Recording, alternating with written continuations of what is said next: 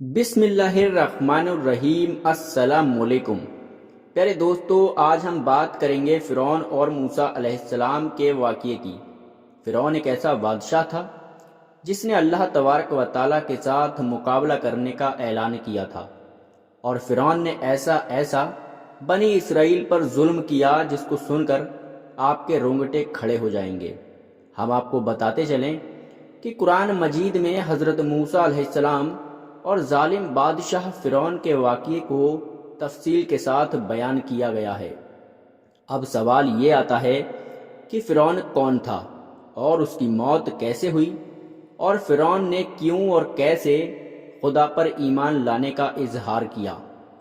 اور جب ظالم بادشاہ فرعون کی ظالمانہ حرکت حد سے زیادہ بڑھ گئی، تب حضرت موسیٰ علیہ السلام نے بنی اسرائیل کو ظالم بادشاہ فرعون سے کیسے نجات دلائی۔ میرے پیارے دوستو، آج کی اس ویڈیو میں ہم اس واقعے کو روایت کی روشنی میں بتانے والے ہیں، لیکن ویڈیو میں آگے بڑھنے سے پہلے اگر آپ نے ہمارے ویڈیو کو لائک نہیں کیا ہے، ویڈیو کو دل سے لائک کر دیجئے اور ہمارے اسلامک اسٹڈیز یوٹیوب چینل کو سبسکرائب ضرور کر لیجئے، اور اگر ویڈیو پسند آئے تو کمنٹ باکس میں اللہ اکبر ضرور لکھ دیجئے۔ تو چلیے دوستو، شروع کرتے ہیں ویڈیو۔ ظالم بادشاہ فرعون حضرت موسیٰ علیہ السلام کے دور میں مصر کا ایک ظالم بادشاہ تھا۔ لفظ فرعون قرآن مجید میں 74 بار آیا ہے۔ فرعون ایک ظالم بادشاہ ہونے کے ساتھ ساتھ اس نے خدائی کا بھی دعویٰ کیا تھا، یعنی وہ اپنے آپ کو خدا سمجھ بیٹھا تھا اور لوگوں سے اپنی پرستش کرواتا تھا اور بنی اسرائیل پر ظلم کرتا تھا اور ان لوگوں کو قید کر کے رکھا ہوا تھا۔ اللہ تبارک و تعالیٰ نے حضرت موسیٰ علیہ السلام اور ان کے بھائی حضرت ہارون علیہ السلام کو فرعون کے پاس بھیجا۔ اللہ تبارک و تعالیٰ نے حکم دیا کہ آپ علیہ السلام فرعون کے پاس جاؤ اور بنی اسرائیل کو اس کے چنگل سے نجات دلاؤ۔ حضرت موسیٰ علیہ السلام اور فرعون کے درمیان ہونے والی گفتگو کو قرآن مجید کی سورہ شعراء آیت نمبر 16 اور 17 میں اس طرح سے بیان کیا گیا ہے۔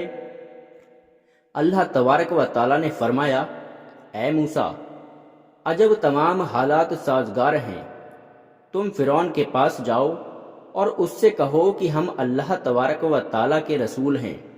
ہمیں اللہ تبارک و تعالیٰ کی طرف سے حکم ملا ہے کہ تم سے ملاقات کریں کہ تم بنی اسرائیل کو ہمارے ساتھ بھیج دو۔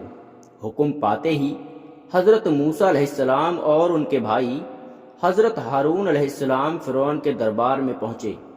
اس وقت فرعون کے پاس اس کے مقصود لوگ فرعون کو گھیرے ہوئے تھے۔ حضرت موسیٰ علیہ السلام نے پہنچ کر اللہ تبارک و تعالیٰ کا فرعون کو پیغام سنایا۔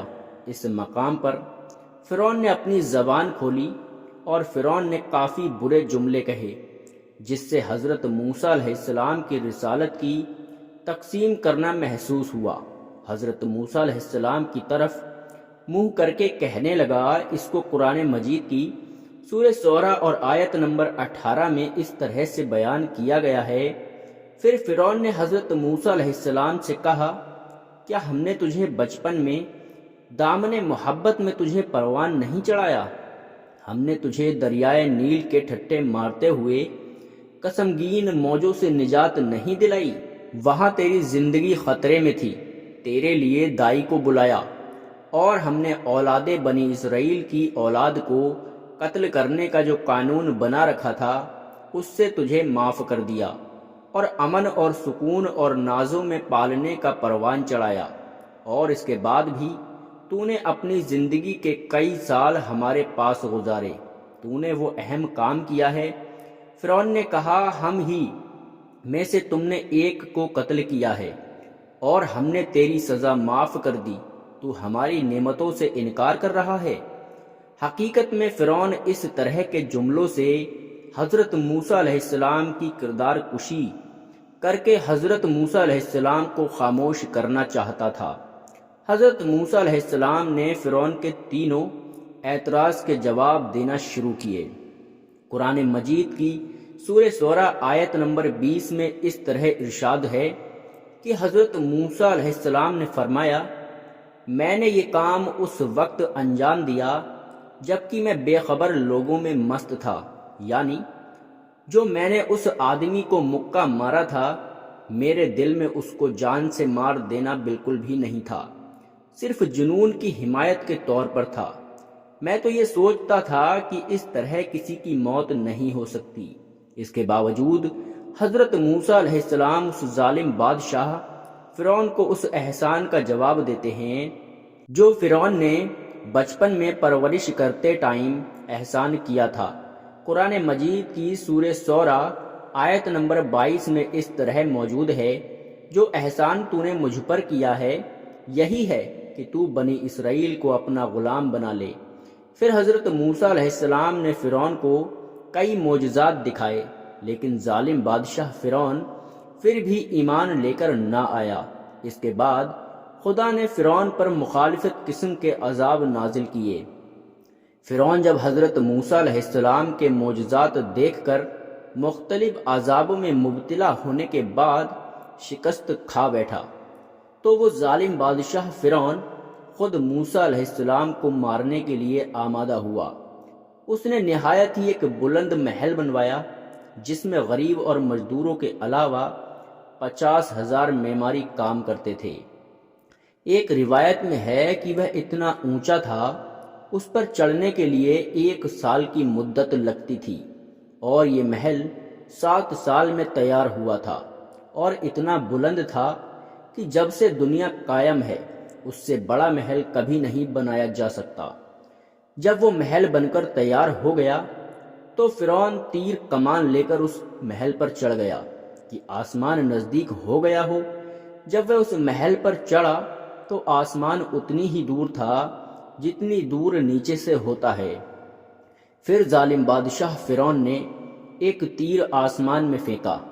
تیر کا پھینکنا تھا، اللہ تبارک و تعالی نے ایک فرشتے کو حکم دیا کہ اس تیر کو خون سے رنگ دو۔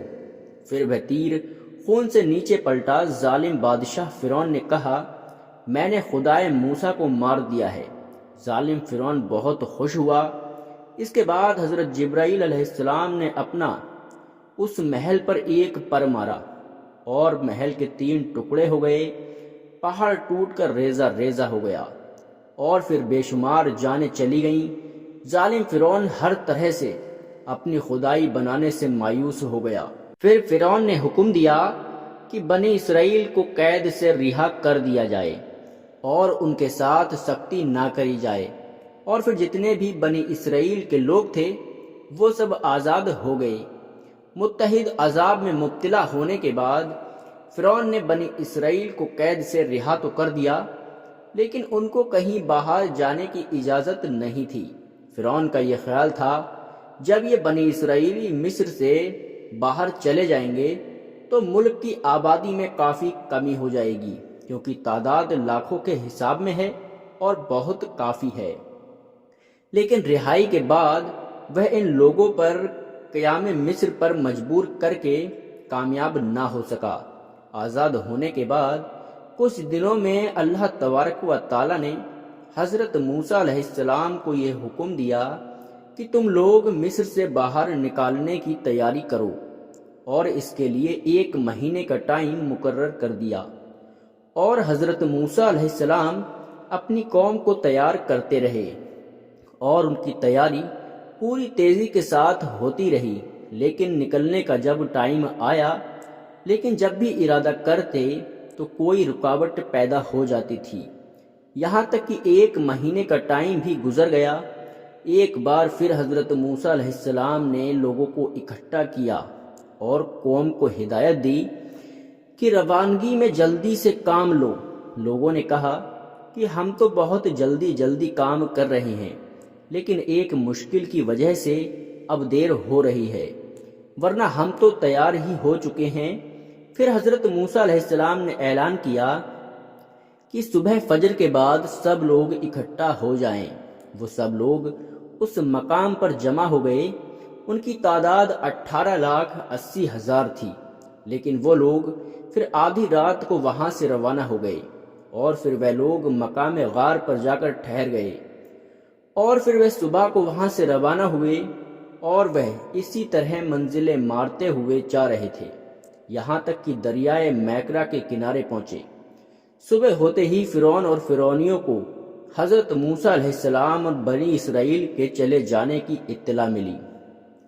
تب فرعون نے لشکر جمع کرنے کا حکم دیا اور پوری تیاری کے ساتھ حضرت موسیٰ علیہ السلام کا پیچھا کرنے کا فیصلہ کیا، اور پھر فرعون نے 24 لاکھ کا لشکر تیار کیا، اور ادھر حضرت موسیٰ علیہ السلام کے پاس 6,75,000 جوان تھے۔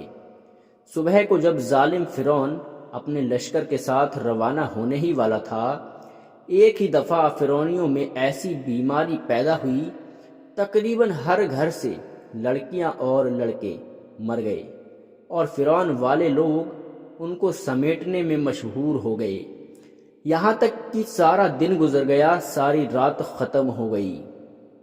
پھر دوسرے دن فرعون اور فرعونیوں نے حضرت موسیٰ علیہ السلام کو کھوجنے کے ہتھ کنڈے بنائے، اور وہ روانہ ہو گئے۔ صرف 6 گھنٹے میں حضرت موسیٰ علیہ السلام کے لشکر کے پاس آ پہنچے۔ ظالم فرعون کے لشکر کا پہنچنا ہوا تو اسرائیلیوں میں فرعونیوں کے لشکر کا شور مچ گیا۔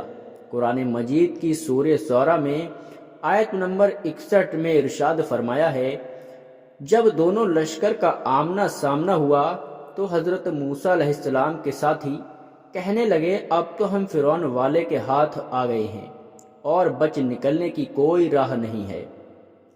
تب حضرت موسیٰ علیہ السلام نے فرمایا کہ گھبراؤ نہیں، خدا نے ہر قسم کی حفاظت کا وعدہ کیا ہے اور اس کا وعدہ غلط نہیں ہو سکتا۔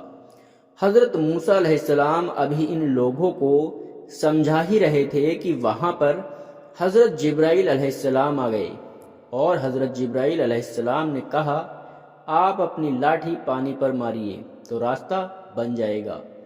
جب حضرت موسیٰ علیہ السلام نے اپنی لاٹھی پانی پر ماری اور پھر راستہ بن گیا، آپ نے بنی اسرائیل سے کہا کہ تم سب اس میں داخل ہو جاؤ۔ بنی اسرائیل سب اس بنے ہوئے راستے میں چلے گئے۔ دوستو، اگر آپ کو یہ ویڈیو اچھی لگی ہے تو ویڈیو کو لائک کریں، اور لائک کرنے کے بعد اپنے دوستوں اور رشتہ داروں میں شیئر ضرور کریں۔